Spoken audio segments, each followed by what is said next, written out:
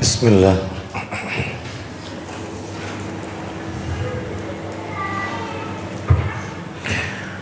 Assalamualaikum warahmatullahi wabarakatuh.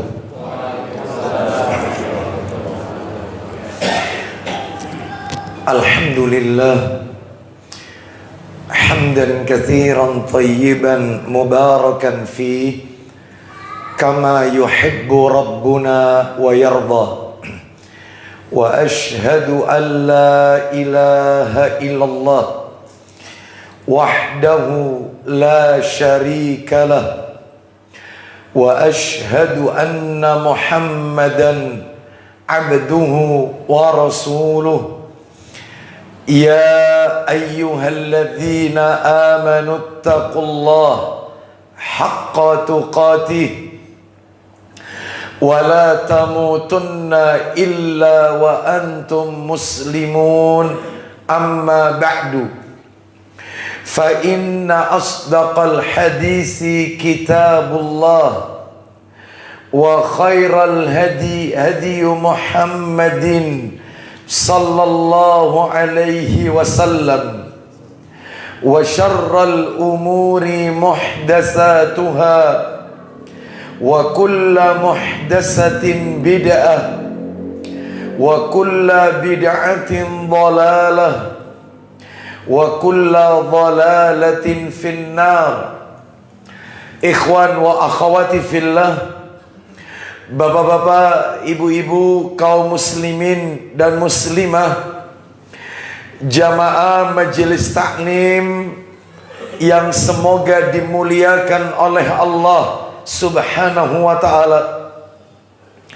Kepada sahibul bait al-akh Bapak Haji Ahmad Raqib, semoga Allah Subhanahu wa ta'ala melimpahkan karunia rahmat dan barakah pada keluarga dan usaha beliau.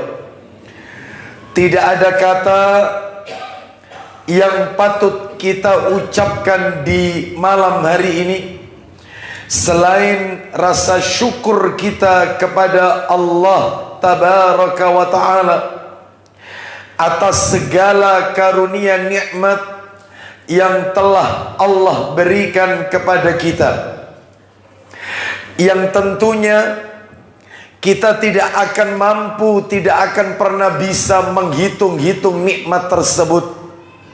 Sebagaimana Allah Subhanahu wa ta'ala menegaskan dalam ayatnya, wa in ta'uddu ni'matallahi la tuksuha, dan jika kalian menghitung-hitung nikmat Allah, maka pasti kalian tidak akan pernah bisa, tidak akan pernah mampu menghitung-hitung nikmat tersebut.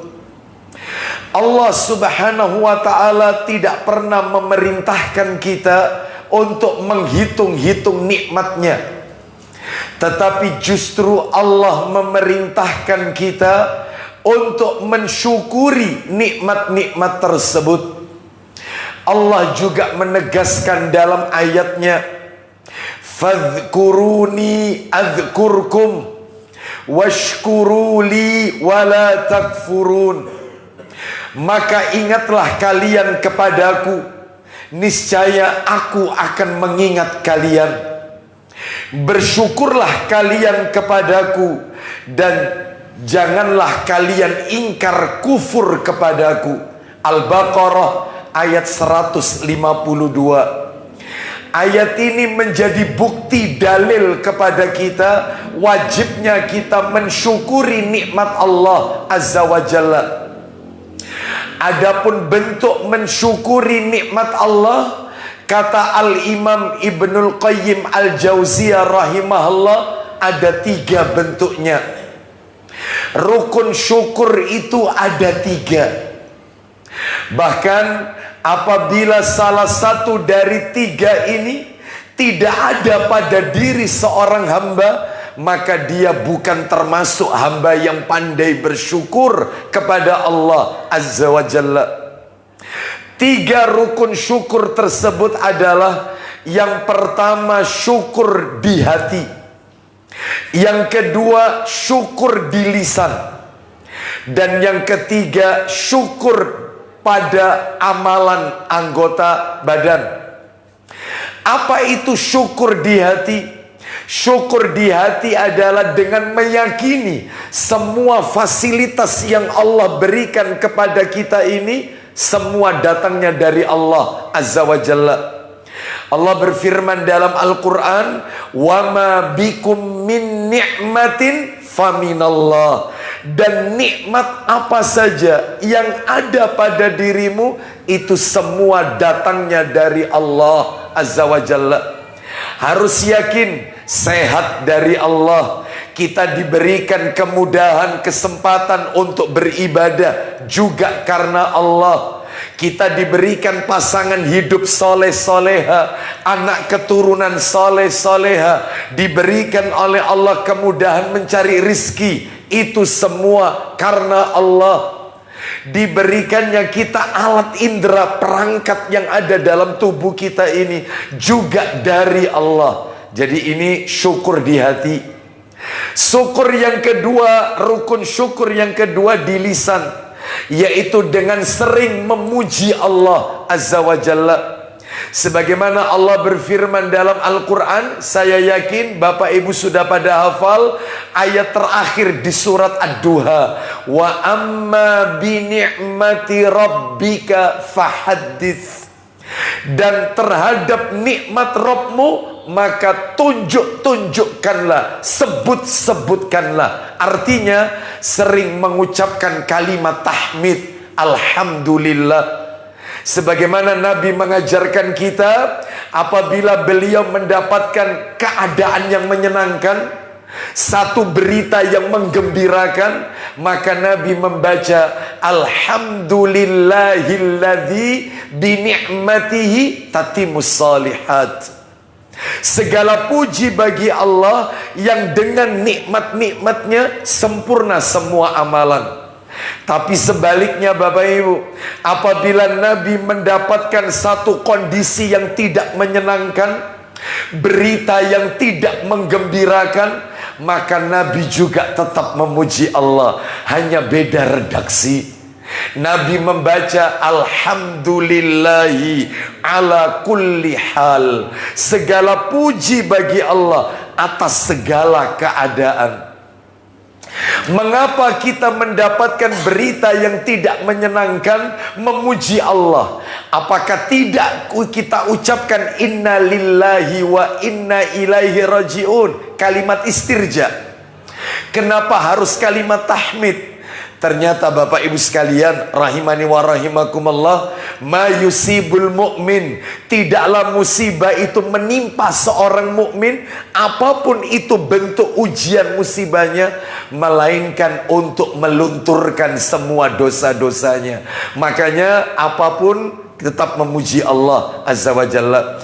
Dan rukun yang ketiga, nah ini yang tidak kalah pentingnya, bukan hanya diyakini dalam hati, diucapkan dengan lisan, namun harus dibuktikan dengan amal soleh, amal perbuatan soleh. Itulah yang namanya syukur dengan anggota badan. Makanya Nabi SAW dalam hadis riwayat Muslim, Nabi pernah sholat malam hingga bengkak kaki beliau karena lamanya berdiri. Karena memang sebaik-baik sholat malam yang paling utama itu yang paling lama berdirinya. Maka ketika kaki Nabi bengkak karena lamanya Nabi berdiri dalam sholat malam, lalu Nabi ditanya, mengapa Anda menyusahkan diri seperti ini? Bukankah dosa Anda yang telah lalu, kalau ada, tanda kutip, maupun yang akan datang, tanda kutip, kalau ada? Karena Nabi SAW ini maksum, dijaga oleh Allah. Bukankah Anda sudah dijamin oleh Allah? Mengapa Anda menyusahkan diri seperti ini? Apa jawaban Nabi? Afala akunu abdan syakura. Apakah aku tidak senang disebut oleh Allah hamba yang pandai bersyukur? Lihat Rasul, dalam rangka untuk membuktikan rasa syukur beliau, beliau mengoptimalkan ibadah. Semua fasilitas yang Allah berikan kepada beliau digunakan dalam rangka mentaati Allah Azza wa Jalla. Oleh karena itu mari Bapak Ibu sekalian, apa yang sudah Allah berikan kepada kita ini, selain kita yakini ini dari Allah, selain kita basahi lisan kita dengan memuji Allah, mari kita gunakan dalam rangka ibadah kepada Allah Azza wa Jalla. Jangan digunakan untuk maksiat. Toh kita diciptakan oleh Allah untuk ibadah. Wa ma khalaqtul jinna wal insa illa liya'budun. Aku tidak ciptakan jin dan manusia kecuali untuk beribadah kepada Allah Azza wa Jalla. Mudah-mudahan Allah memberikan keistiqomahan kepada kita untuk selalu melaksanakan amalan-amalan ketaatan sampai ajal menjemput kita. Karena yang namanya ibadah itu tidak mengenal garis finish. Ibadah itu tidak mengenal waktu-waktu tertentu. Allah berfirman, wa'bud rabbaka hatta ya'tiyakal yaqin. Sembahlah Allah Rabbmu sampai datang ajal kematian. Berarti ibadah finishnya maut, kematian. Oleh karena itu mari kita habiskan sisa usia kita ini untuk memberikan amalan-amalan yang terbaik, yaitu kelak di yaumil akhir. Mudah-mudahan Allah memberikan kemudahan kepada kita semua untuk melakukan amalan-amalan ketaatan kepada Allah, terutama menuntut ilmu. Bapak Ibu sekalian rahimani wa rahimakumullah, malam hari ini kajian kita akan kita lanjutkan. Semestinya kajian kita berada di Ahad pekan pertama, ya. Karena satu dan lain hal, maka pada bulan ini kita berpindah ke Ahad pekan keempat. Untuk berikutnya, maka nanti kita lihat, yaitu informasi berikutnya tentang jadwal kajian kita. Kita masih membahas kitab yang ditulis oleh Syekh Abdul Malik Mujahid. Kitabnya berjudul Mi'ata Hadisin Mukhtaratin Lirrasuli Sallallahu Alaihi Wasallam, yang sudah diterjemahkan ke dalam bahasa Indonesia seperti ini Bapak Ibu buku terjemahannya. 200 petuah emas dari Rasulullah Sallallahu Alaihi Wasallam. Penerbitnya adalah Darussalam. Ya, dan insya Allah kalau kita cari di toko buku sekitar kita, insya Allah tidak ada Bapak Ibu. Karena saya ini belinya justru di Saudi waktu itu. Pada saat di Madinah saya belinya ini. Iya, saya cari di toko buku nggak ada. Ya, nggak tahu kalau misalnya di online itu. Toko online. Ya, toko online mungkin ada, mungkin ya. Silakan bisa dicari nanti. 200 petua emas dari Rasulullah Sallallahu Alaihi Wasallam.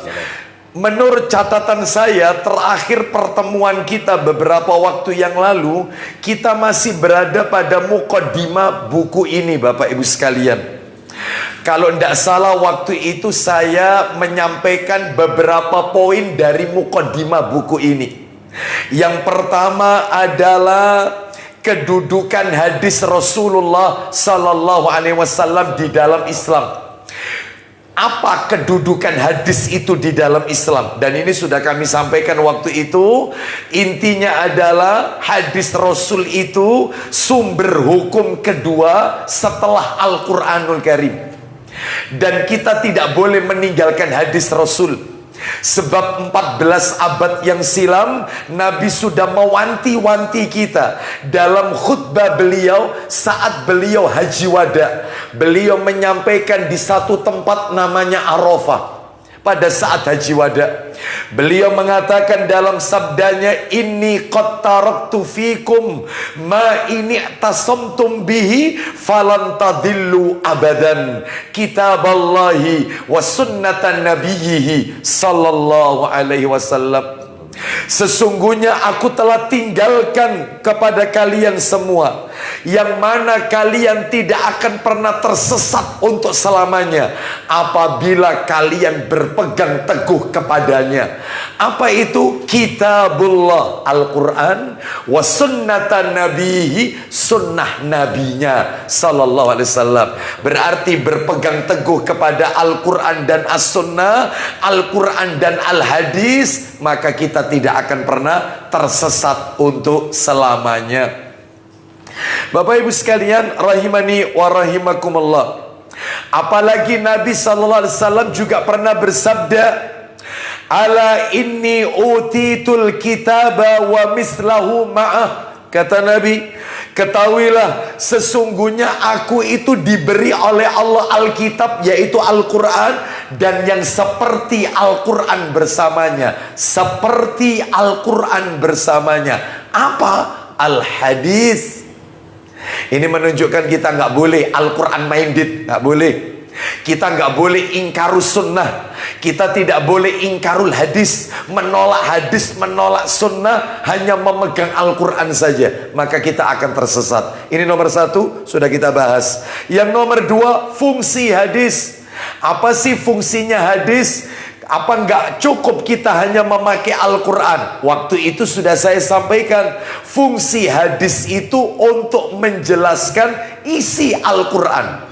Karena Al-Quran itu bentuknya masih mujmal, global, perlu rincian-rincian. Lah rinciannya ini adalah hadis Nabi sallallahu alaihi wasallam. Di dalam Al-Quran hanya ada perintah solat, tetapi solat itu diawali dengan takbiratul ikhram. Di dalamnya ada rukun solat, di dalamnya ada syarat sahnya solat, bahkan di dalamnya ada doa-doa bacaan di dalam solat. Itu di dalam Al-Quran tidak disebut. Adanya cuma di hadis Nabi sallallahu alaihi wasallam. Nah, itu berarti fungsinya merinci. Mana dalilnya hadis itu fungsinya merinci isi Quran? Surat 16 An-Nahl. Waktu itu sudah kita baca ayatnya 44. Sudah kita lewati. Yang ketiga, lah sampai di sini yang ketiga kemarin itu. Yang ketiga itu sampai pada periode pembukuan dan pengumpulan hadis Rasulullah sallallahu alaihi wasallam. Betul ya? Iya.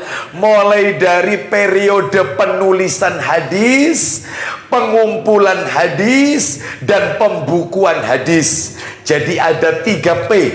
Yang P pertama penulisan hadis. Itu dinukil atau dimulai sejak zaman Nabi sallallahu alaihi wasallam, penulisan. Yang kedua pengumpulan hadis, itu dimulai sejak zaman tabi'in, dikumpulkan dalam tulisan yang disebut dengan sahifah. Itu.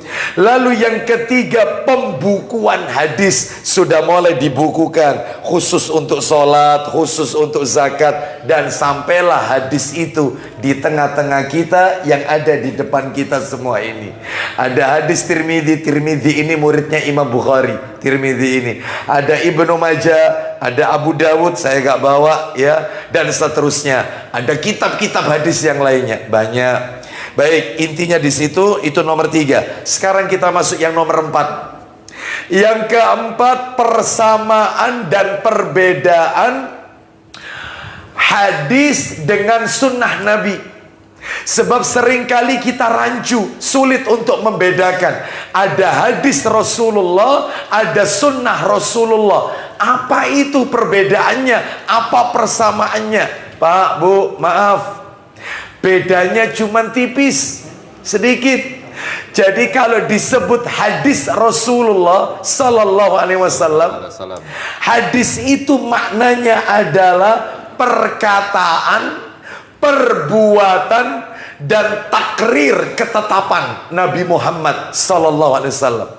Perkataan Nabi, perbuatan Nabi, dan penetapan Nabi. Artinya penetapan Nabi, Nabi tidak melakukan, tetapi Nabi memperbolehkan. Contohnya banyak. Salah satu aja ya, yang sering kali kita dengarkan, salah satu masalah daging dob.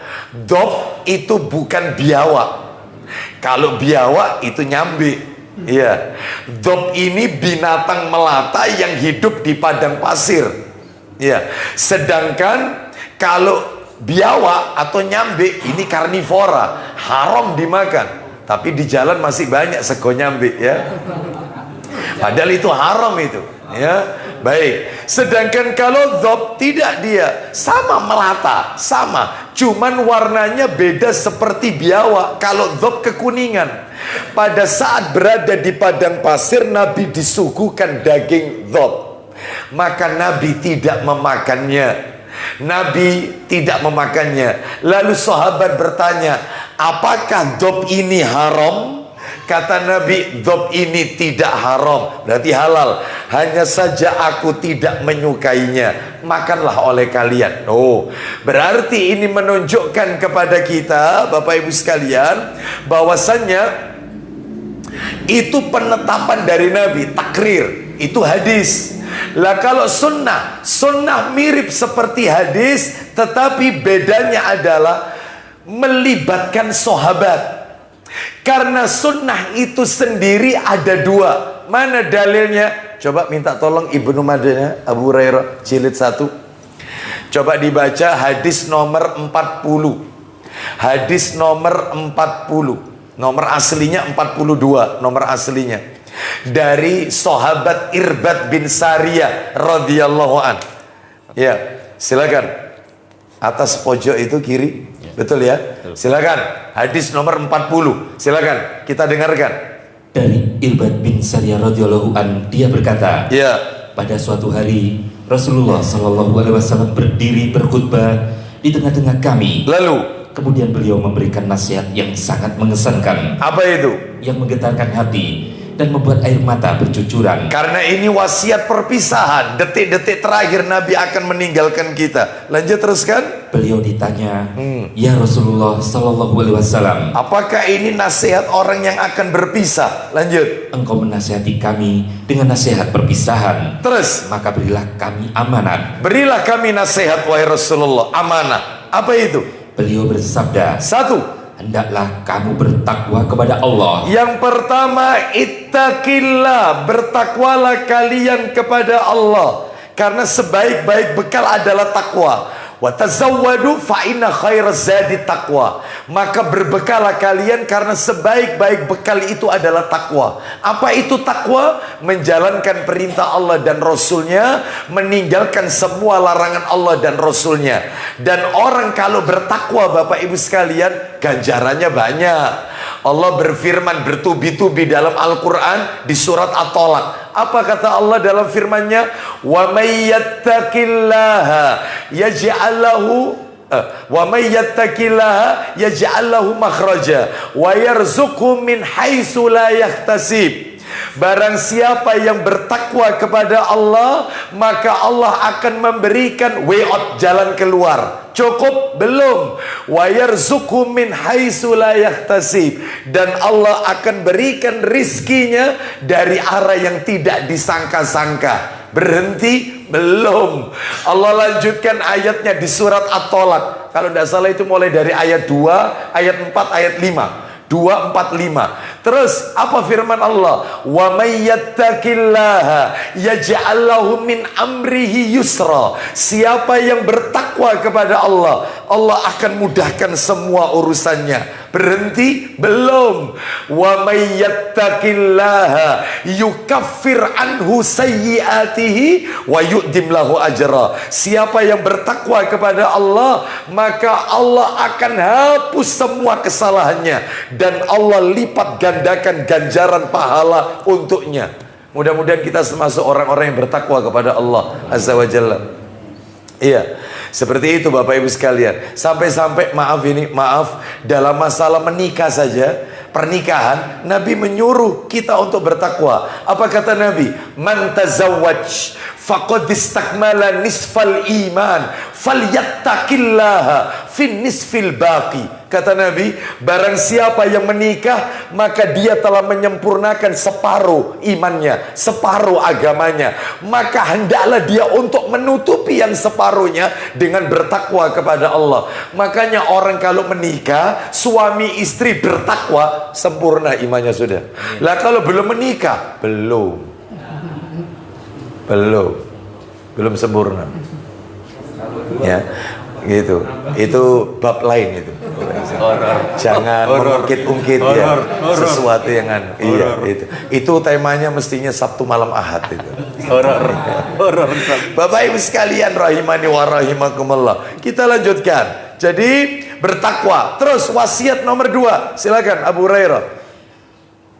Hendaklah kamu bertakwa kepada Allah dengan mendengar dan taat. Itu yang pertama bertakwa. Yang kedua mendengar dan taat. Terus meskipun yang memberitakan kamu adalah seorang budak dari Habasyah, hendaklah kamu mendengar dan taat kepada ulil amri, sekalipun yang memimpin kalian itu seorang budak dari Habasyah. Maka dalam hal ini harus taat kepada ulil amri. Ini perintah kedua. Terus perintah ketiga, wasiat ketiga. Kamu akan melihat perselisihan yang sangat dahsyat sesudahku. Maka hendaklah kamu berpegang pada sunahku. Terus dan sunnah khulafaur rasyidin yang mendapat petunjuk. Stop. Kata Nabi, kalian akan mendapatkan perselisihan yang banyak di kalangan umat ini setelah aku wafat. Nabi sudah kabarkan, umat Islam ini akan centang perenang. Ya, umat Islam ini seperti buih di lautan. Umat Islam ini akan porak-poranda. Maka Nabi memberikan tips solusi. Apa solusinya kata Nabi? Fa'alaikum bisunnati wa sunnati khulafai rasidin al-mahdiyyin. Tamassaku biha wa adu alaiha bin nawajid. Kata Nabi, solusinya supaya kalian tidak seperti buih di lautan, supaya kalian tidak centang perenang, maka solusinya ikuti sunnahku. 1. Dan sunnah khulafaur rasidin yang telah mendapat petunjuk. Siapa? Abu Bakar, Umar, Utsman, Ali radhiyallahu anhum ajmain. Berarti sunnah itu ada 2, Ustaz. Ada 2 sunnah itu. Ada sunnah Rasul, ada sunnah para sahabat. Lalu Nabi menjadikannya 1. Dan gigitlah kedua sunnah itu. Lanjut, silakan. Gigitlah dengan gigi gerahammu. Gigitlah 2 sunnah itu dengan gigi gerahammu. Nabi memberikan perumpamaan dengan gigi geraham, karena gigi geraham kalau menggigit lebih kuat daripada gigi depan. Terus kemudian, dan jauhilah perkara-perkara yang baru. Sesungguhnya setiap bid'ah, perkara-perkara baru dalam agama adalah sesat. Bapak Ibu sekalian, termasuk Nabi pernah mengatakan, kalau tidak salah riwayatnya Tirmidzi, dalam kitab Sunan Tirmidzi, Nabi SAW bersabda, minta tolong Tirmidzinya jilid 3. Coba jilid 3 Tirmidzi. Nah, kita lihat ini. Nomornya 2641 2641. Kata Nabi, umatku, ya, umatku, silakan. 2641 Ustaz ya. Ya, 2641 2641. Umatku terpecah menjadi 73 golongan. Yang 72 masuk neraka. Umatku loh ini, umatku. Ya, umatku. Ya. Bapak Ibu sekalian, maaf, ada orang yang komplain ke saya, Ustadz, katanya semua umat Nabi itu masuk Islam. Lalu dia bawakan dalilnya sahih. Dia mengatakan, bukankah Rasul pernah mengatakan, kullu ummati yadkhulunal jannah, setiap umatku pasti masuk surga. Lalu kenapa Nabi mengatakan umatku terpecah menjadi 73 golongan, yang 72 golongan masuk neraka, yang 1 selamat masuk ke surga? Kata para alim ulama, 1, hadis yang dibaca tadi itu belum kelar sebenarnya itu tadi. Nanti tak tunjukkan dalam hadis Bukhari. Ya, oh saya nggak bawa kitab Bukhari, nggak ada ya? Bukhari nggak ada. Nggak ada ya, nggak apa-apa deh. Nanti kita lanjutkan. Itu Bapak Ibu sekalian, ya. Atau antum ada kan? Ada. Nanti dibuka aja, yaitu. Bapak Ibu sekalian rahimani wa rahimakumullah. Nah, Bapak Ibu tahu, Yang dimaksud dalam hadis ini adalah umatku terpecah 73 golongan. Yang 72 berada di neraka. Artinya ada umat Nabi SAW itu yang mereka tetap berkesempatan masuk ke dalam surga, namun mereka harus masuk ke dalam neraka lebih dahulu.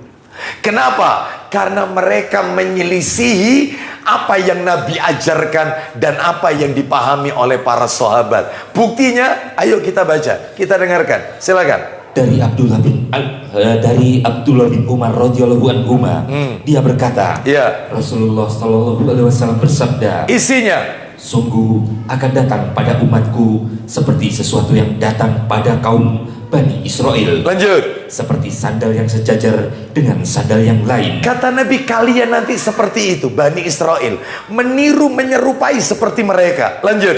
Sampai-sampai ada salah seorang dari mereka yang tega menyetubuhi istrinya secara terang-terangan. Apa kata Nabi? Pada umatku akan ada orang yang berbuat seperti itu. Nanti umatku juga sama, ngikuti kayak yang dilakukan Bani Israel itu. Mereka berbuat mesum, berbuat zina tanpa malu. Iya, mereka lakukan itu terang-terangan. Terus kemudian, belum poinnya, sekarang silakan. Sesungguhnya Bani Israel akan terpecah menjadi 72 golongan. Nah, terus Sedangkan umatku akan terpecah menjadi 73 kelompok. 73 kelompok. Teruskan. Semuanya akan masuk neraka Kecuali selain satu golongan saja. satu golongan yang selamat. Berarti 73 dikurangi 1, maka 72 golongan. Bapak Ibu sekalian, 72 golongan ini, Bapak Ibu sekalian, kata Abdullah ibnul Mubarak rahimahullah, dari 72 golongan ini dedengkotnya, ya, istilahnya itu kalau bahasa di tempat saya sepanjang pentolannya. Tokohnya ada 4 dari 72 ini, tokohnya, dedengkotnya. Setiap tokoh ini atau setiap dedengkot ini melahirkan 18 sekte. Sehingga benar 18 kali 4 72. Lu memang apa 4 ini Ustadz? Yang pertama Khawarij, yang kedua Syiah, yang ketiga Qadariyah, penolak takdir, yang keempat Murji'ah. Untuk yang Qadariyah sama Murji'ah itu sudah Nabi sebutkan 14 abad yang silam. Hadisnya dalam kitab Silsilah Hadis Sahih. Ada 2 kelompok yang tidak akan menemuiku di Telaga Al-Kausar. Dia tidak akan masuk ke Telaga Al-Kausar. Yang pertama kata Nabi Qadariyah. Nabi sudah nyebut Qadariyah, penolak takdir. Dan yang kedua Murji'ah. Memang apa Murji'ah ini? Murji'ah ini kelompok yang punya pemahaman imannya orang yang melakukan maksiat dengan imannya para sahabat sama. Iman itu tidak bertambah dan iman itu tidak berkurang, yaitu Murji'ah. Sedangkan kalau Ahlus Sunnah memiliki pemahaman al-imanu yazidu wa yankus, yazidu bito'a wa yankus bil maksiyah. Iman itu bisa bertambah dan bisa berkurang. Bertambah karena ketaatan, berkurang karena maksiat. Itu kita Ahlus Sunnah. Mereka menetapkan sama. Jadi kita yang rajin taklim dengan mereka pelaku perbuatan dosa besar, imannya sama, nggak ada beda. Itu pemahaman Murji'ah. Kalau Qadariyah menolak takdir. Nabi sudah sampaikan, minta tolong Ibnu Majah, itu tolong diputus dulu ya. Ibnu Majah nomor 75, Ibnu Majah nomor 75. Cepat sedikit. Nabi SAW menjelaskan, Ibnu Majah nomor 75. Silakan baca. Ayo. Dari Jabir bin Abdullah radhiyallahu anhu, Rasulullah sallallahu alaihi wasallam bersabda. Apa isi sabdanya? Sesungguhnya majusi dari umat ini. Siapa majusi dari umat Islam ini? Adalah para pendusta terhadap takdir Allah. Loh, Nabi sudah tahu. Orang yang suka ngingkari takdir, dia tidak percaya rukun iman nomor 6. Dia mengatakan apa yang terjadi pada kita itu usaha kita. Terus apa kata Nabi kalau ketemu mereka? Silakan. Jika mereka sakit, Kalau mereka sakit, maka janganlah menjenguk mereka. Jangan dijenguk orangnya, kata Nabi.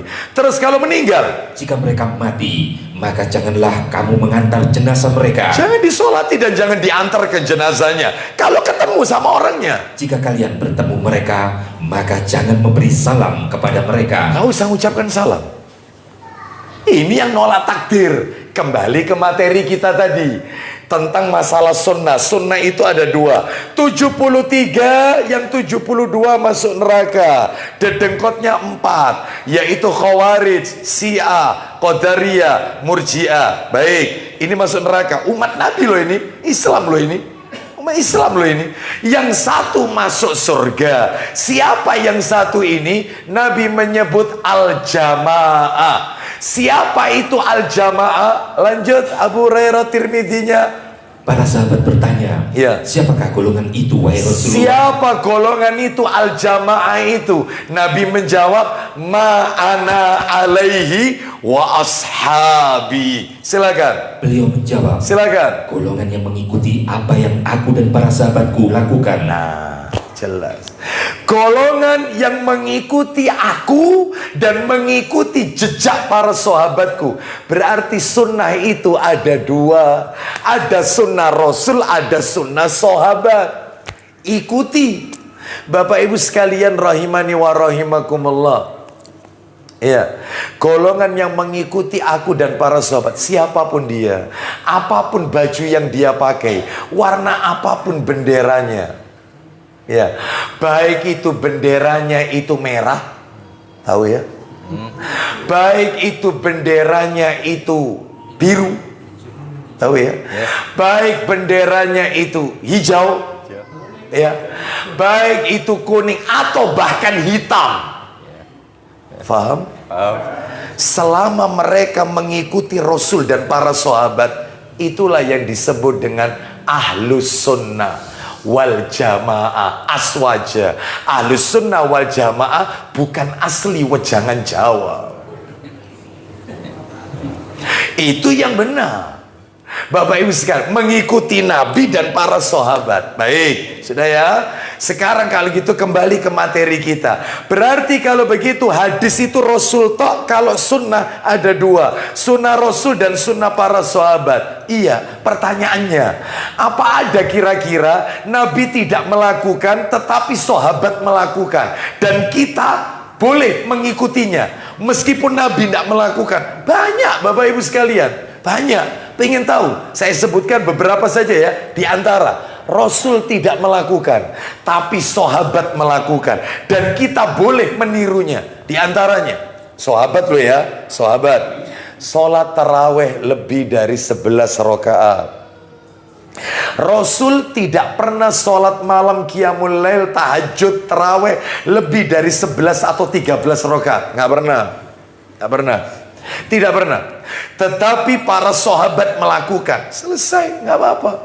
Kita ikuti. Jadi teman-teman kita di Nahdlatul Ulama yang terawihnya 21, 23, mereka mengikuti jejak sahabat.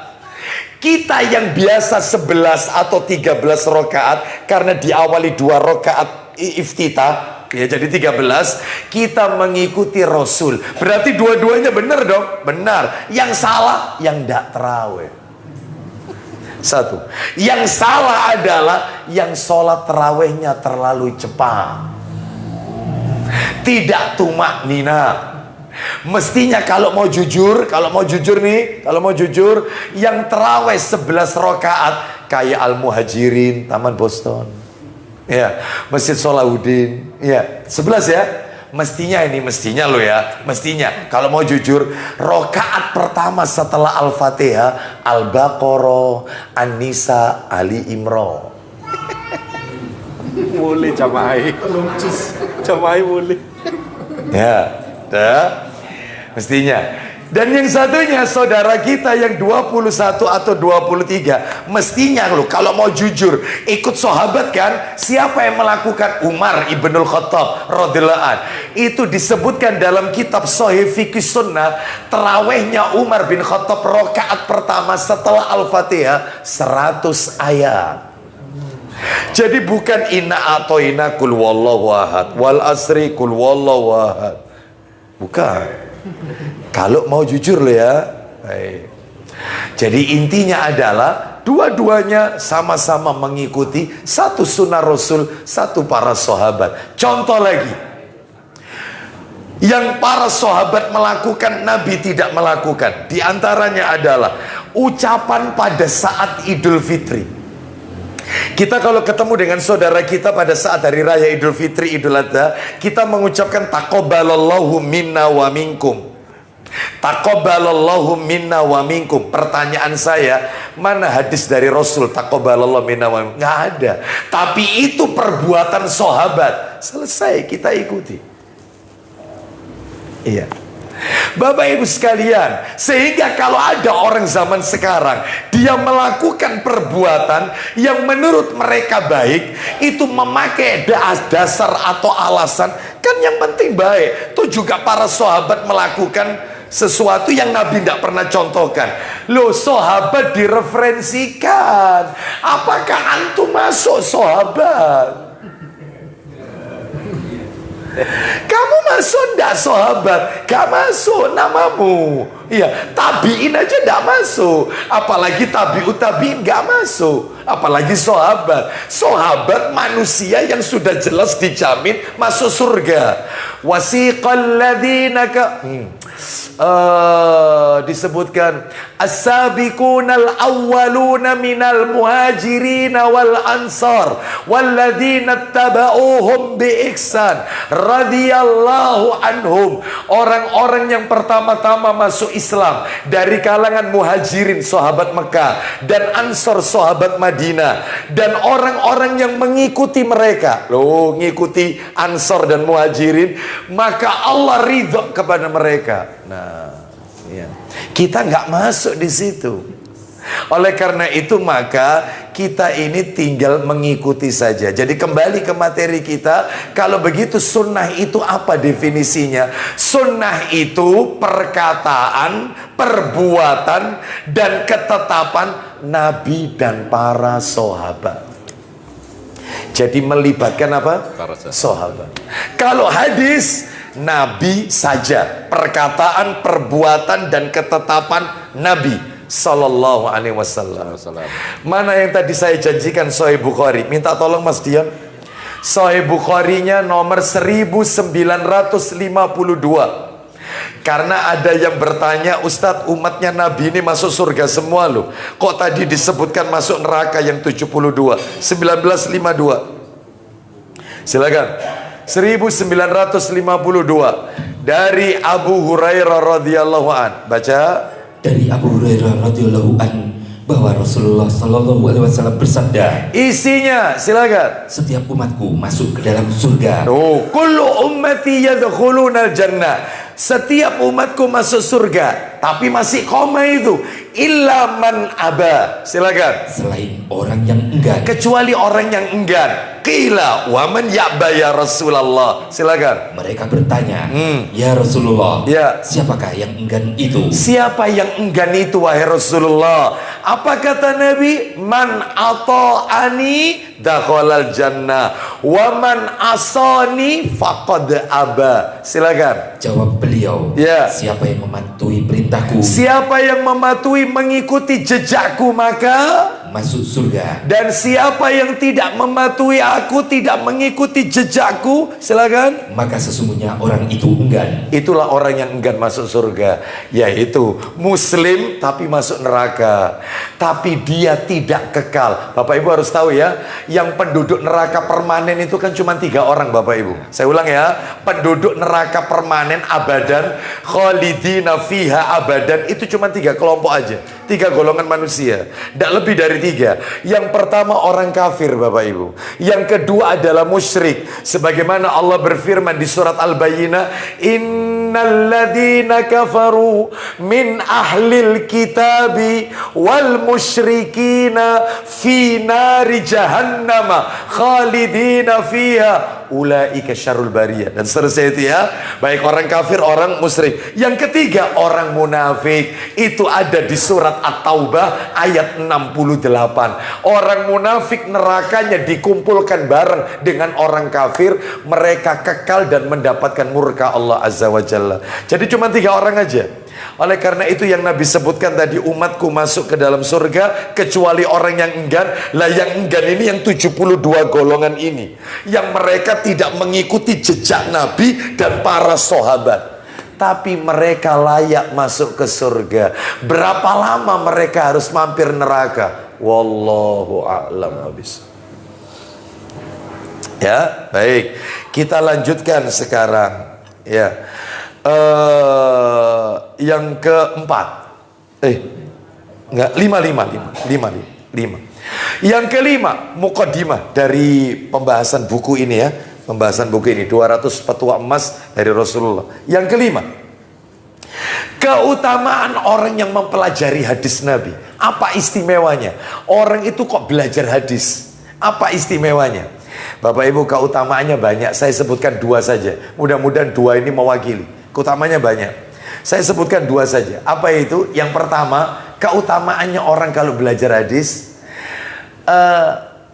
orang yang suka membaca hadis Nabi, apalagi dia menghafalkan hadis Nabi, maka dia didoakan oleh Rasulullah agar nanti di hari kiamat dimuliakan oleh Allah. Nabi mendoakan mereka yang belajar hadis, menghafalkan dan mengamalkan isi hadis. Itu didoakan Nabi, semoga Allah memuliakan mereka. Masya Allah. Mana dalilnya? Ayo dibuka Sahih Targhib wa Tarhibnya. Ini kitabnya. Mbak sana. Sahih Targhib jilid 1 nomornya 92.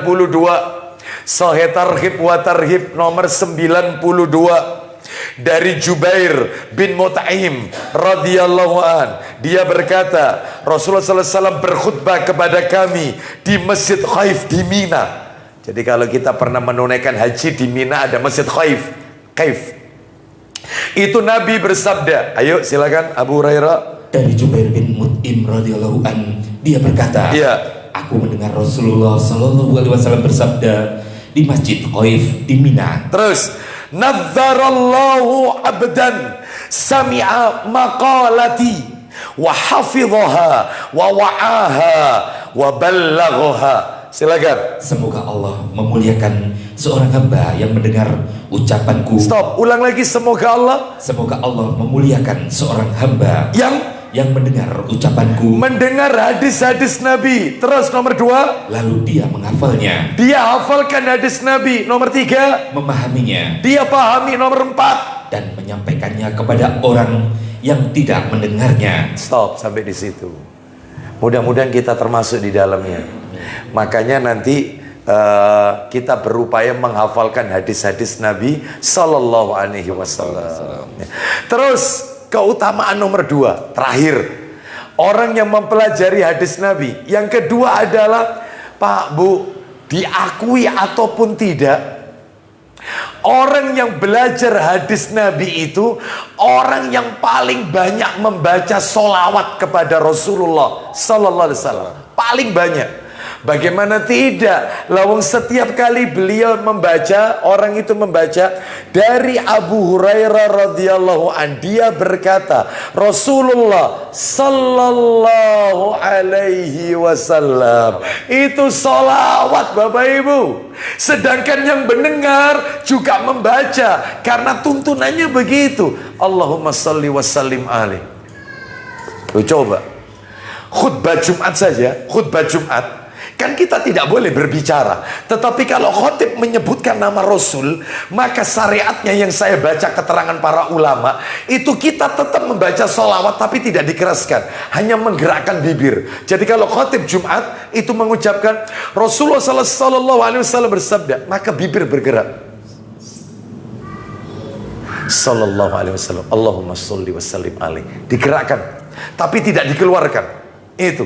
Lah kalau doa, khatib doa, Allahumma ighfir lil muslimina wal muslimat wal mu'minin, maka makmum mengaminkan di hati. Beda sama solawat. Kalau solawat itu digerakkan, tapi kalau mengaminkan itu di hati, diam. Sampai kayak gitu. Ini menunjukkan kembali ke materi kita. Orang belajar hadis, orang yang paling banyak baca sholawat. Dan Bapak Ibu tahu kan, orang yang memperbanyak baca sholawat, keutamaannya besar. Banyak. Satu aja ya saya sampaikan, keutamaan orang baca sholawat. Salah satu aja. Minta tolong Abu Hurairah, ini belum dibaca sudah merinding saya. Coba dibuka jilid 3, Sahih Targhib jilid 3, nomornya belakang sendiri, nomor 1667, 1667. Coba 1667, coba minta tolong dari Amr bin Yasir kalau nggak salah. Betul ya? Ammar bin Yasir. Coba dibuka Ammar bin Yasir. Sebentar. 1667. Ya, dari Ammar bin Yasir radhiyallahu, ya Ammar bin Yasir, silakan baca. Dari Ammar bin Yasir radhiyallahu an, dia berkata, ya, Rasulullah sallallahu alaihi wasallam bersabda. Itu sudah baca sholawat itu, sallallahu alaihi wasallam. Kita pun mendengarkannya, Allahumma sholli sallim. Begitu ya. Innallaha wakkala biqabri malakan a'tahu asma'al khalaiqi. Ya Allah, merinding kita kalau mendengar ini. Silakan, ayo. Sesungguhnya Allah telah menugaskan seorang malaikat di kuburku. Ada satu malaikat Allah tugaskan di kubur Nabi. Yang malaikat itu diberikan nama-nama makhluk sampai kiamat. Yang belum lahir sudah ada di nama itu. Bahkan plus nama bapaknya, bintinya. Fulan bin Fulan, Fulana binti Fulan, lengkap. Malaikat itu punya catatannya. Dan dia ada di kubur Nabi sallallahu alaihi wasallam. Lanjut teruskan. Yang Allah berikan padanya nama-nama makhluk manusia, sehingga tidak seorang pun yang bersolawat kepadaku hingga hari kiamat, melainkan malaikat itu menyampaikannya kepadaku lengkap dengan nama-namanya dan nama ayahnya. Apa kata malaikat itu? Ini Fulan bin Fulan telah bersolawat kepadamu. Nama kita didengar oleh Rasul sallallahu alaihi wasallam. Orang baca hadis itu orang yang paling banyak bersolawat. Apalagi ada lagi yang lebih seru dari ini. Masih di nomor dekat dengan situ. Orang memperbanyak baca solawat, maka seluruh hajatnya dunia akhirat akan dikabulkan oleh Allah Azza wa Jalla. Itu. Oleh karena itu saya kalau ditanya oleh orang, Ustadz saya ini banyak permasalahan ini, Ustadz permasalahan rumah tangga ini, Ustadz pekerjaan ini nih, perbanyak baca sholawat, istighfar, banyak baca sholawat. Mudah-mudahan dimudahkan oleh Allah Azza wa Jalla. Perbanyak aja sambil minta kepada Allah Azza wa Jalla. Jadi Bapak Ibu sekalian, itu banyak keutamaannya ya membaca sholawat ini, terutama ketika membaca hadis Nabi sallallahu alaihi wasallam. Ya, baik. Sekarang kita masuk materi nomor 6. Nomor 6. Yang ke-6. Muqaddimah yang nomor 6. Hati-hati dengan hadis dhaif, hadis palsu. Loh, ini yang horor. Ya, hati-hati dengan hadis dhaif, hadis palsu. Kenapa? Pak, Bu, mohon maaf, perlu diketahui, hadis dhaif, hadis palsu adalah perkataan dusta yang dibuat-buat, direkayasa oleh seseorang, kemudian dinisbatkan kepada baginda Rasul sallallahu alaihi wasallam. Makanya dosanya berat Bapak Ibu. Berdusta atas nama salah seorang di antara kita, itu konsekuensinya berbeda dengan berdusta atas nama Rasul. Makanya jangan dikit-dikit kita kalau tidak paham, Nabi bersabda, qala Rasul, dawuh Rasulullah. Jangan. Ya, karena apalagi men-share artikel yang ada di media sosial, kita dapat artikel itu, kita nggak tahu ini hadis dhaif, apalagi ini hadis palsu, kita share di grup kita yang jumlahnya ratusan, maka kita hari itu dosa sekian ratus. Salah satu orang itu juga punya grup lagi, saking pengennya menebar kebaikan, maka di-share hadis palsu itu, maka kita nambah lagi dosa. Itu yang namanya dosa jariyah. Makanya pentingnya masalah ini, hati-hati hadis palsu, hadis dhaif yang populer. Kita bacakan dulu ancamannya ya. Kita bacakan ancamannya orang yang berdusta atas nama Rasul. Tak kasih dua dalil. Coba Sahih Targhib wa Tarhib jilid 1-nya. Sahih Targhib wa Tarhib jilid 1, hadis nomor 94 dan 96. 94 dan 96. Coba 94 dan 96. Silakan. Dari sahabat siapa ini Ustaz ya? 94? Iya. Iya, silakan. Dari mana itu? Sahabat Abu Hurairah kan? Abu Hurairah ya. Iya, silakan. Ayo.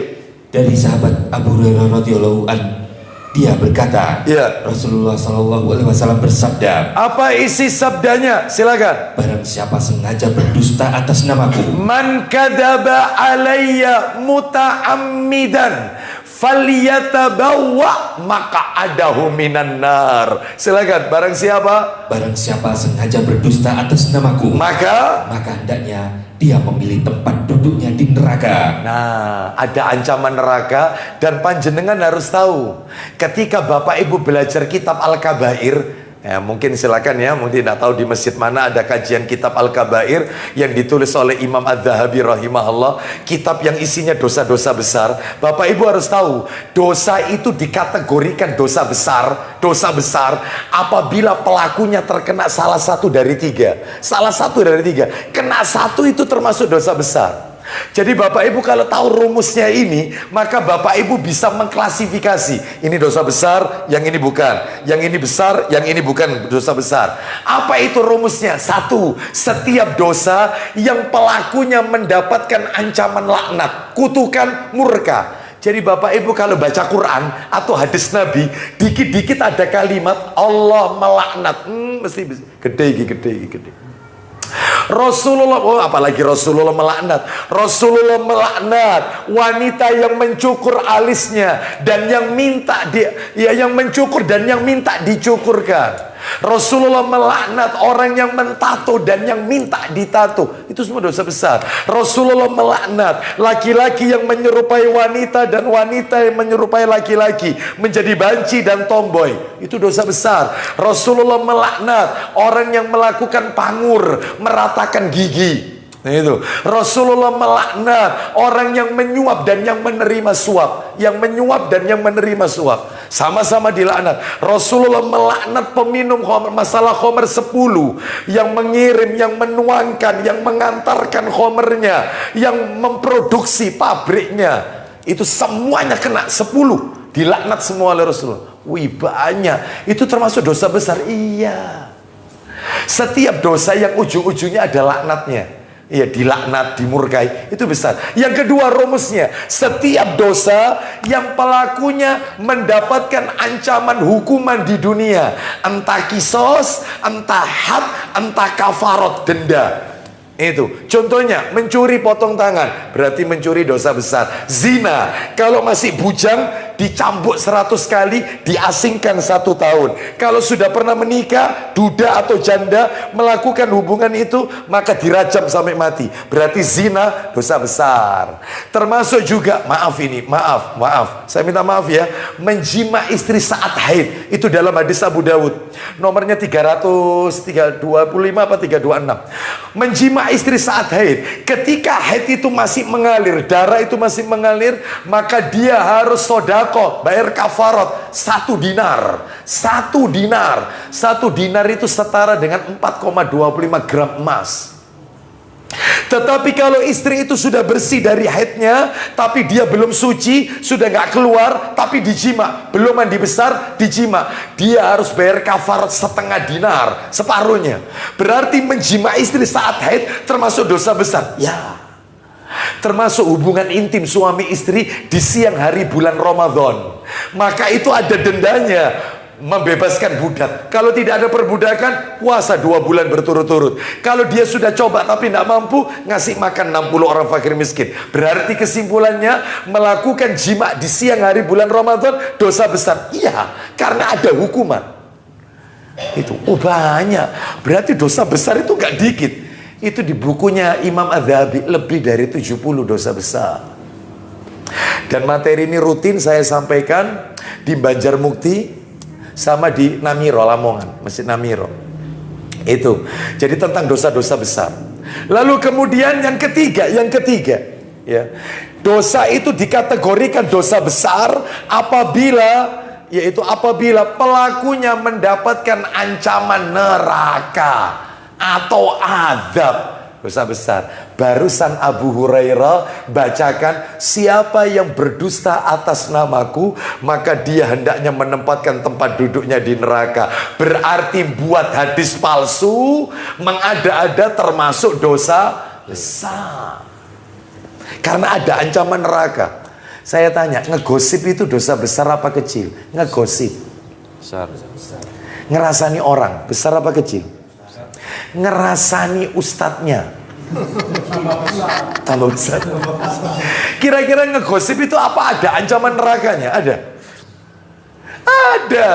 Itu di dalam Al-Quran. Kenapa ragu-ragu Bapak Ibu? Ya, itu ada di dalam Al-Quran, surat Al-Hujurat. Ngegosip, tuduhan dusta, macam fitnah, macam-macam. Ya, baik, menggunjing kan itu kan, menggunjing. Baik, kita lanjutkan. Sekarang coba yang nomor satunya lagi. Kan saya janjikan tadi nomor 94 sama nomor berapa? 96. 96 dari mana itu? 96 Dari Al-Mughirah. betul, Al-Mughirah. Ayo dibaca. Dari Al-Mughirah. Silakan. Radhiyallahu an. Dari Al-Mughirah radhiyallahu an, dia berkata, Ya. aku mendengar Rasulullah sallallahu alaihi wasallam bersabda, Inna kadiban alayya laisa kakadibin ala ahadin, faman kadaba alayya muta'ammidan falyatabawa maq'adahu minan nar. Silakan. sesungguhnya berdusta atas namaku tidak seperti berdusta atas salah seorang dari kalian. Doa hati-hati, nggak sama konsekuensinya. Lanjut. Barang siapa berdusta atas namaku, maka hendaknya dia memilih tempat duduknya di neraka. Memilih tempat duduknya di neraka. Sekarang Bapak Ibu pasti tanya kan, Ustadz bisa nggak ngasih contoh hadis-hadis dusta, hadis-hadis palsu, hadis doif yang populer bertebaran di masyarakat? Oh banyak. Kepingin tahu? Hanya salah satunya saya akan sampaikan. Ini ya yang bertebaran ini, yang bertebaran. Di antaranya Bapak Ibu sekalian, rahimani wa rahimakumullah. Ada hadis, saya nggak bilang qala Rasul ya. Kalau saya katakan qala Rasul nanti saya berdusta atas nama Rasul. Saya katakan aja ada hadis. Nah gitu aja. Ini ada hadis, ini populer. Nih sebelum tak tunjukkan, saya kasih dua buku referensi. Dua-duanya penulisnya Ustadz kita, dua-duanya. Yang pertama adalah Ustadz Yazid bin Abdul Qadir Jawas, hafizahullah ta'ala. Judulnya Yasinan. Nah, ini di sini ada 16 hadis tentang baca surat Yasin, semuanya palsu semua. Dan itu dikupas rinci, hadis itu siapa orangnya, kenapa kok tertuduh dusta, itu rinci sekali. Ustadz Yazid. Lah yang nomor 2, ini lebih menarik ini, ajib ini. Mudah-mudahan masih ada. Saya beli kira-kira yang 4 tahun yang lalu ini, insya Allah. Mudah-mudahan masih ada. Penulisnya Ustadz kita, tapi beliau sudah nggak di sini lagi. Ustadz Abu Ubaidah Yusuf As-Sidawi, hafizahullah ta'ala. Judulnya Koreksi Hadis-Hadis Doif Populer. Oh ini lebih lengkap lagi karya beliau ini. Mudah-mudahan ini masih ada buku ini di toko buku. Miliki buku ini supaya tahu. Nanti tak tunjukkan. Kita akan termasuk kisah-kisah yang populer bertebaran, seliwiran di media sosial. Ternyata itu palsu. Termasuk nanti ini yang mau berdekatan ini. Nggak ada yang nggak bahas itu deh, nanti horor itu ya. Ini saya bacakan aja ya. Ada hadis punya begini, hadis punya begini. Man qara'a Yasin, di sini bukunya, maaf tangan kiri ya. Bukunya Ustadz Yazid Jawas hafizahullah taala. Di sini saya nukilkan ini. Enggak semua yang saya tuang, enggak. Cuman beberapa saja. Man qara'a Yasin fi lailatin asbaha maghfuran lahu. Siapa yang membaca surat Yasin dalam satu malam, maka ketika ia bangun pagi hari diampuni semua dosa-dosanya. Palsu. Baik. Man dawama ala qiraatin Yasin fi kulli lailatin summa mata syahidan. Siapa yang terus menerus baca surat Yasin tiap malam, kemudian dia matinya mati syahid. Palsu. Man qara'a Yasin marrotan faka'annama qara'al Qur'ana asyra marrotin. Siapa yang baca surat Yasin 1 kali, maka seolah-olah dia telah membaca Al-Quran 10 kali. Oh makanya Yasin terus. Ya, terus pindah rumah, Yasin. Ada acara kematian, Yasin. Semuanya. Ya, karena ini terinspirasi dengan hadis-hadis. Ternyata ini kalau diselidiki, maka ini semuanya palsu. Makanya penting belajar hadis sanad. Karena kata para alim ulama, al-isnadu minad-din. Sanad itu bagian dari agama. Sanad itu. Sebab kalau tidak dipelajari, orang seenaknya ngomong qala rasul, seenaknya. Maka ini penting. Terus kemudian ada hadis punya begini, mamin mayyitin yamutu fayuqra'u indahu yasin illa hawwanallahu alaih. Tidak seorang pun yang akan meninggal, nazak ya, nazak, lalu dibacakan yasin ketika nazaknya, melainkan Allah akan memudahkan kematian atasnya. Padahal orang meninggal itu mestinya dibacakan apa? La ilaha illallah, talqin. Ada lagi disebutkan, ada hadis, ya, man zara qabra walidayhi kulla jumu'atin faqara'a indahuma aw indahu yasin ghufira lahu bi'adadi kulli ayatin aw harfin. Siapa yang menziarahi kubur orang tuanya setiap hari Jumat lalu membacakan surat Yasin di atas kuburnya, maka akan diampuni dosanya mayit itu sejumlah ayat dan huruf yang ada di surat Yasin itu. Begitu ya. Terus, banyak ini tambah horor ya. Ini sekarang. Yang sini bukunya Ustadz Abu Ubaidah. Bukunya ini sudah tak kasih tanda-tanda. Soalnya ini waktu itu saya sampaikan di Namiro ini. Jadi beberapa yang populer di masyarakat. Nah, ini. Man arafa nafsahu faqad arafa rabbahu. Siapa yang mengenal dirinya berarti dia telah mengenal Robnya. Pernah dengar hadis itu? Ada lagi hadis yang berbunyi, ya, disebutkan. Nah ini disebutkan Nabi Khidir masih hidup. Nah ini hadisnya palsu, Bapak Ibu sekalian. Terus ada lagi hadis. Nah ini, ad-dinu huwal aql wa man la dina lahu fala aqla lahu. Agama itu adalah akal. Siapa yang tidak beragama berarti dia tidak berakal. Makanya ngandalkan logika kalau beragama, nggak boleh. Ya. Terus utlubul ilma walau bisin. Tuntutlah ilmu walaupun sampai ke negeri Cina. Ya, tolabul ilmi faridotun ala kulli muslimin wal muslimat. Loh ini loh, yang salah itu ada kata-kata wal muslimatnya itu. Yang benar itu tolabul ilmi faridotun ala kulli muslimin saja. Itu nggak pakai wal muslimah. Ya. Terus utlubul ilma minal mahdi ilaladi. Carilah ilmu sejak bayi hingga sampai ke liang lahat. Tuh, pernah dengar di situ ya. Terus ada lagi ya yang populer di masyarakat kita. Nah ini. Man sholla lah ini. Man sholla. Oh ini banyak jamaah haji biasanya termakan sama hadis ini. Man sholla fi masjidi arba'ina sholatan la yafutuhu sholatu kutibat lahu bara'atun minan nar wa najatun minal adab wa bari'a minan nifaq. Siapa yang sholat di Masjidku Nabawi 40 kali sholat berarti 8 hari. Makanya ada istilah jamaah haji itu Bain 8 hari harus di Madinah. Karena istilahnya sehari kan 5 kali, subuh, dhuhr, asar, maghrib, isya, kali 8 hari 40. Gara-gara ini siapa yang sholat di Masjidku Madinah 40 kali sholat, tidak luput darinya satupun, ditulis baginya kebebasan dari neraka dan bebas dari munafik. Ini sebenarnya ada tandingannya. Yang benar itu, yang benar bunyinya begini. Yang benar itu. Ini disebutkan sama Ustadz Abu Ubaidah hafizahullah ta'ala. Yang benar itu begini. Hadisnya riwayatnya Tirmidzi begini. Man shalla lillahi arba'ina yauman fi jama'atin yudrikut takbiratul ula. Ini sabda Rasul sallallahu alaihi wasallam sahih.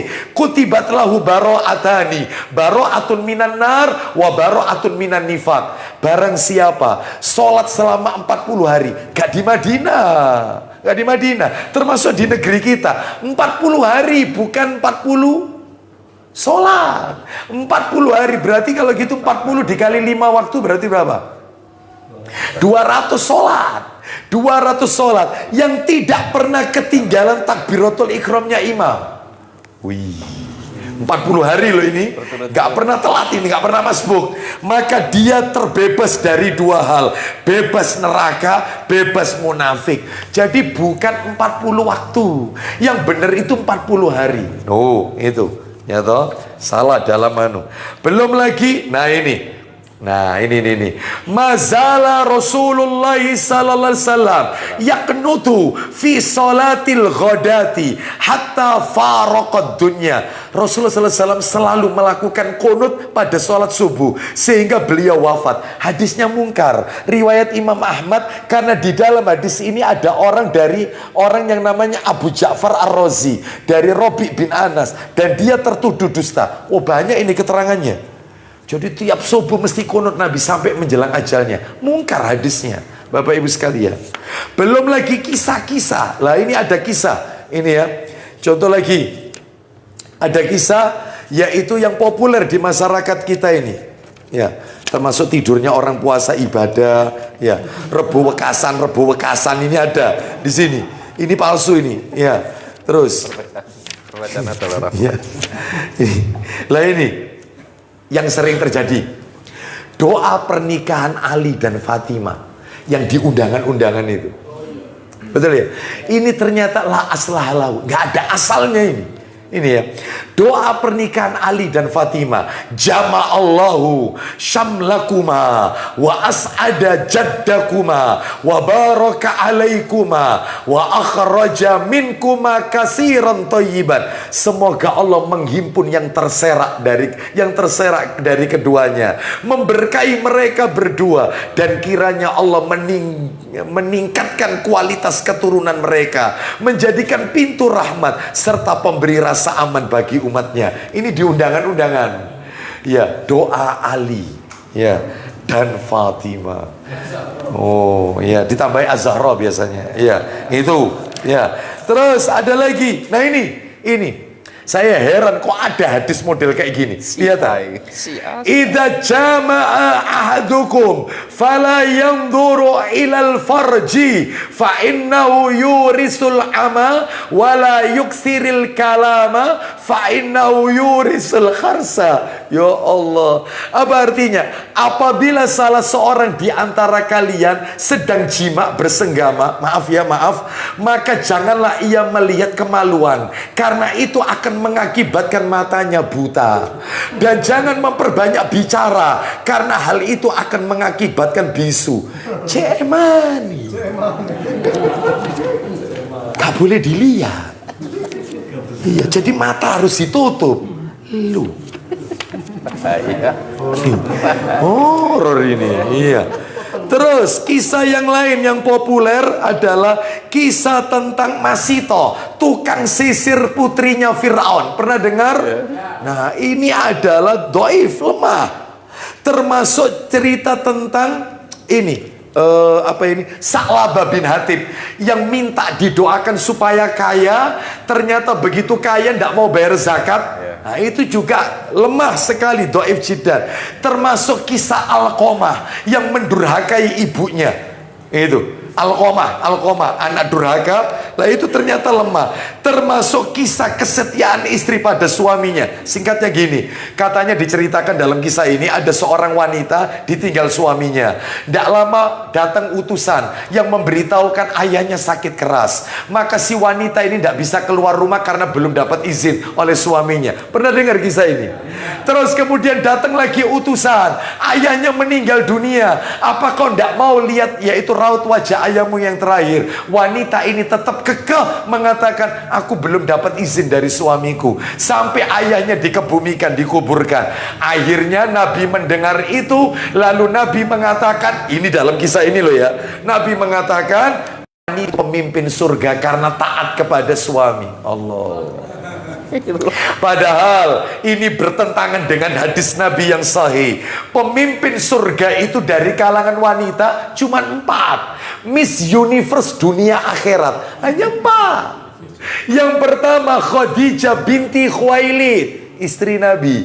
Yang kedua Fatimah binta Muhammad sallallahu alaihi wasallam. Yang ketiga Maryam Ya, Ibnatu Imran, Maryam putrinya Imran, ibunya Nabi Isa alaihissalam. Yang nomor 4 Asia, bukan Aisyah. Asia binti Muzahim, imra'atu Fir'aun. Asia binti Muzahim, istrinya Fir'aun. Inilah 4 wanita penghuni surga. Lah kok tadi dikatakan pemimpin surga, bertentangan. Hati-hati ya. Ayo dimiliki buku ini supaya kita selamat dari hadis-hadis dhaif ya. Terus pelajarannya berikutnya kita tuntaskan sehingga harapannya bulan depan kita langsung masuk materi isi bukunya. Terus materi yang nomor berapa sekarang? 7. Apa motivasinya mereka itu kok berani membuat hadis palsu? Itu nomor 7. Materi nomor 7. Motivasi mereka membuat hadis palsu itu apa? Padahal ancamannya kan keras, ancaman neraka. Mereka kok tetap banyak yang berani membuat hadis palsu. Ternyata motivasinya Bapak Ibu ada, paling tidak ada 5 lah, paling tidak. Satu, dalam rangka mendekatkan diri kepada Allah. Dalam rangka mendekatkan diri kepada Allah. Jadi mereka membuat hadis palsu itu dalam rangka untuk mendekatkan diri. Seperti hadis-hadis tentang jumlah-jumlah zikir. Jadi kalau kepingin rezeki banyak ya, lancar, itu baca ya Fatah ya Rozak 666 kali. Siapa yang membaca Al-Hayyu Al-Qayyum 1000 kali, maka akan dibukakan. Loh ya kayak gini-gini ini ya, dalam rangka untuk berlebihan mendekatkan diri kepada Allah. Padahal kalau ingin mendekatkan diri kepada Allah sudah ada contohnya. Buat apa Rasul diutus kalau tidak kita tiru? Rasul itu diutus untuk kita ikuti. Selesai. Ikutilah orang yang sudah jelas masuk surga, Rasul dan para sahabat. Jangan mengikuti orang yang surganya tidak jelas. Ya, ini nomor 1. Nomor 2, mementingkan mazhab. Ya, memenangkan mazhab yang dianut. Biasanya hadis palsu itu dibuat untuk memenangkan mazhabnya, supaya mazhabnya diakui. Nah ini ya. Baik, terus yang nomor 3, merusak ajaran Islam. Merusak ajaran Islam. Bapak Ibu, orang yang mendustakan hadis Nabi itu lebih berat loh daripada ateis. Ateis itu nyerang Islam dari luar. Tapi kalau pembuat hadis palsu ini merusak Islam dari dalam, sehingga kacau semuanya ibadah ini ya gara-gara ini, berdasarkan hadis-hadis palsu. Makanya berhati-hatilah. Terus nomor 4, menjilat penguasa. Dalam rangka menjilat penguasa, ini ada contohnya, ada. Ini sebenarnya ada keterangannya ya. Cuman karena waktunya kita persingkat. Contohnya ini, masalah menjilat penguasa.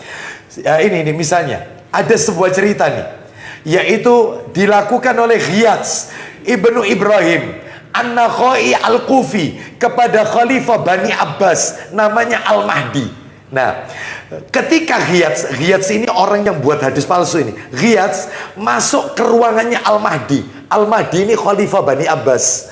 Ternyata Khalifah, anggap presiden lah, Khalifah sedang bermain-main dengan burung merpati.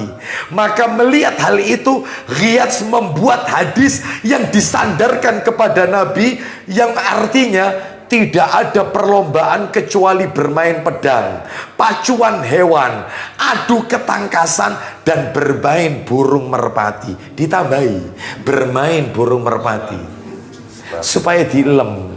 Ya, jadi menjilat penguasa. Ghiyath menambahkan bermain burung merpati untuk menyenangkan hati sang khalifah, yaitu Al-Mahdi. Lah Al-Mahdi sendiri, sang khalifah Bani Abbas ini, itu nuntut ilmu, dia tahu kalau ini palsu. Langsung dia meminta kepada para punggawanya menyembelih semua burung merpati itu, sembelih semuanya. Malah suruhnya nggak usah dipelihara, sembelih, dagingnya dimakan. Loh, makanya pentingnya ulil amri itu nuntut ilmu ya, supaya ya ini tidak termakan oleh orang-orang yang menjilat seperti ini, bawa-bawa nama Rasulullah gitu ya. Terus mencari penghidupan dalam dan rizki. Jadi tujuannya untuk mencari penghidupan, yang nomor 5 ini, dan rizki.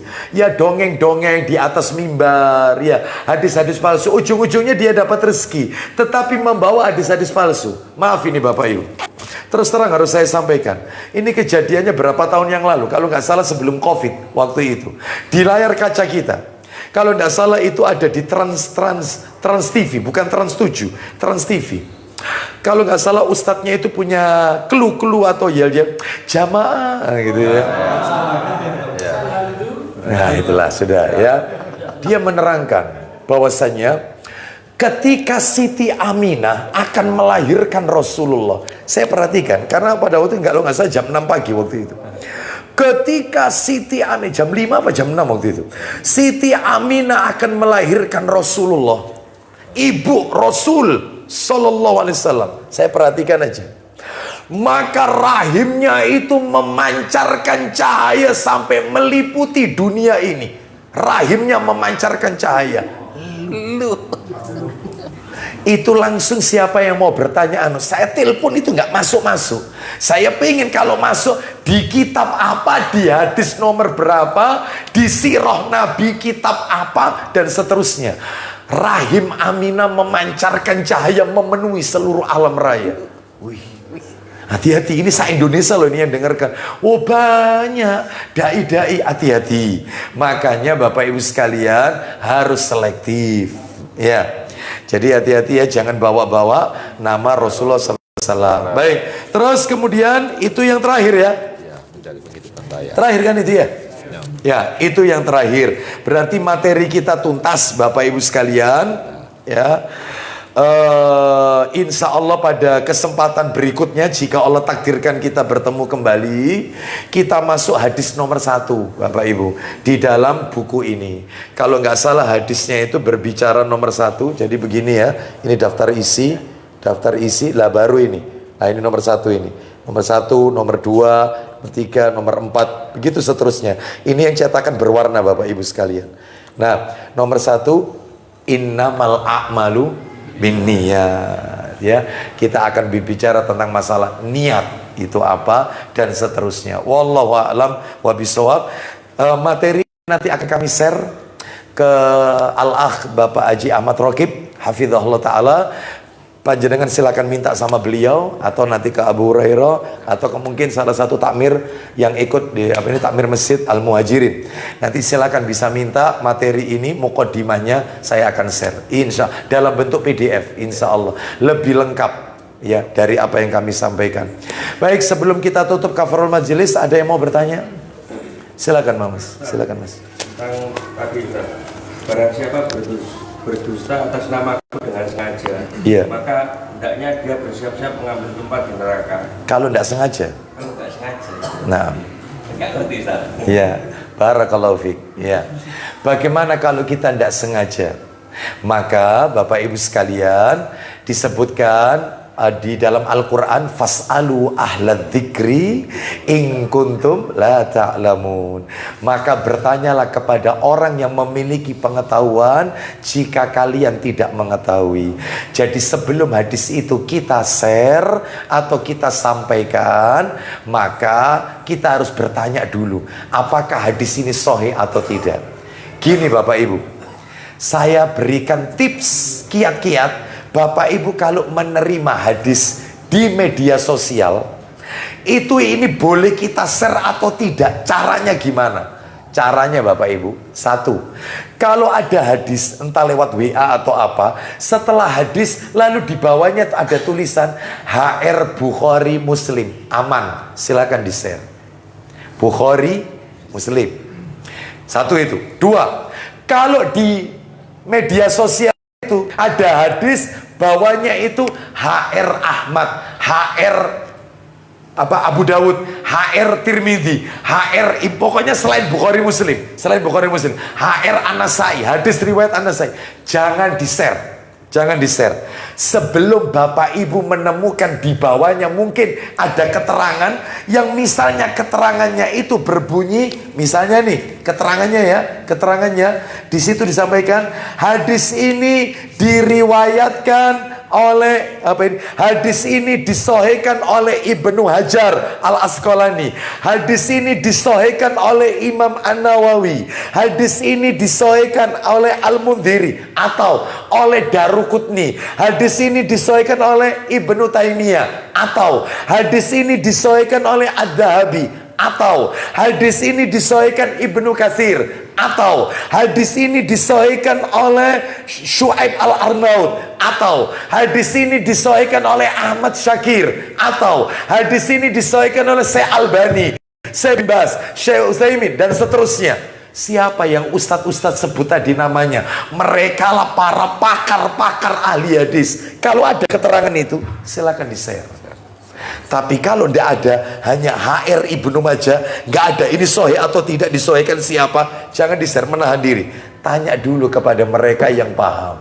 Itu nomor 2. Ya. Yang nomor tiga, tipsnya. Yang nomor 3. Kalau yang menyampaikan hadis itu adalah seorang ustadz, yang ustadz itu punya keilmuan yang Masya Allah, kapasitasnya tidak diragukan lagi, tanpa menyebutkan riwayat, apalagi kitab apa nomor hadis, dia hanya menyebutkan Rasulullah Sallallahu Alaihi Wasallam bersabda bla bla bla bla, yang artinya bla bla bla, selesai. Ini sahih atau tidak? Maka lihat orangnya. Kalau orangnya adalah orang yang suka berhati-hati dalam menyampaikan hadis, ya ustadz-ustadz kita, ya, yang sering kali kita dengarkan di YouTube dan seterusnya, mereka punya kapasitas keilmuan yang luar biasa, Masya Allah. Ambil ilmunya, share. Terakhir, kalau yang Anda dengar ini seorang ustadz yang suka menyampaikan hadis palsu, bahkan ceramahnya itu sering kali membawakan cerita dongeng-dongeng yang palsu, tiba-tiba dia nyampaikan hadis Imam Bukhari, riwayat Muslim, maka kata ulama, jangan diambil, jangan di-share, karena dia lebih banyak menyampaikan cerita palsu. Sampai kayak gitu selektifnya Bapak Ibu. Ya, oleh karena itu bertanya, ya, Ustadz ada nggak aplikasi yang kita langsung gitu loh Ustadz? Ada. Nanti mau dikirim saya kirimi. Cuman seluruh perintahnya pakai bahasa Arab semua. Kan nggak apa-apa toh? Ya bisa. Tinggal dimasukkan aja itunya, langsung nanti akan ketahuan ini hadisnya sahih atau tidak, riwayat siapa. Ada itu, aplikasinya ada. Itu, ya. Nanti tak kirimi nanti insya Allah, ya. Allah bisa. Gitu Mas ya. Itu ya. Jadi memang kalau tidak tahu, lebih baik untuk berhati-hati, ditanyakan dulu aja Mas. Ya. Silakan. Yang lain ada lagi yang bertanya? Wah, makan malam ini. Iya. Ada? Tidak ada. Silakan Mas. Silakan. Iya. Ya, baik. Apakah mereka masih mungkin masuk surga?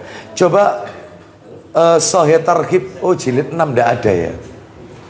Sahih Targhib jilid 6. Mas Dian punya Sahih Targhib? Ada, jilid 6. Coba nomornya 3649. 3649. 3649. 3649. Iya, 3649. Iya. Jilid 6. Iya, jilid 6. 3649. 3649. Iya.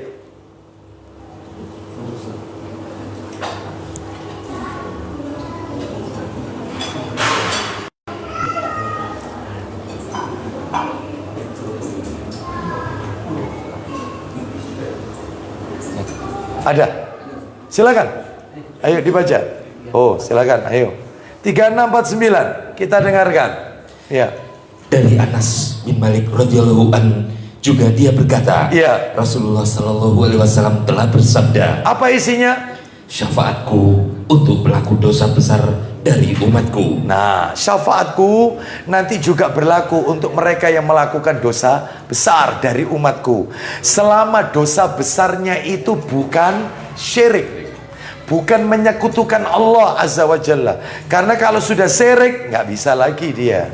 Tapi kalau dosa besarnya itu bukan dosa besar masalah akidah ya, yang bisa mengeluarkan dia dari keimanan, dari keislaman, maka mereka masih layak mendapatkan syafaat. Wallahu a'lam bishawab. Gitu ya. Nah, kan ada orang itu munafik. Munafik itu ada dua. Ada nifak i'tiqad, ada nifak amali, munafik perbuatan sama munafik keyakinan. Kalau itu etikot, alamat sudah nggak bisa. Tapi kalau munafiknya itu munafik amalan, contohnya munafik amalan, Nabi kan bilang, siapa yang tidak Jumatan 3 kali maka dia munafik. Itu amalan, itu amalan. Tapi ada munafik itu yang etikot, mengingkari Rasulullah, tidak mempercayai sabda Nabi. Oh, itu munafik, etikot keyakinan, nggak bisa. Islamnya luntur sudah. Apa ini, batal Islamnya, pembatal ke Islam. Gitu Mas ya. Ya, belakangnya tadi. Silakan. Saya bertanya tapi banyak di sini lain. Apa itu? Masalah nama-nama Nama-nama wanita atau perempuan, misalnya Fatimah atau Khadijah. Iya.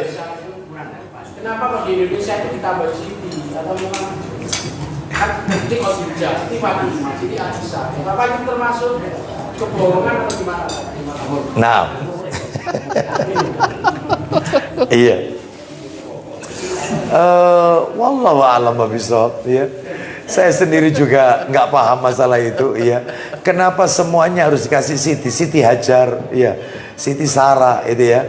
Mungkin maksudnya adalah Sayyidatina, ya. Sayyidatina Fatimah, Sayyidatina Hajar, Sayyidatina, nah, disingkat Siti.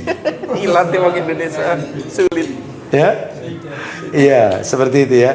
Sayyidatina, Sayyidati Hajar, Sayyidati Sarah, Sayyidati, lalu kemudian berubah menjadi Siti. Wallahu a'lam bishawab.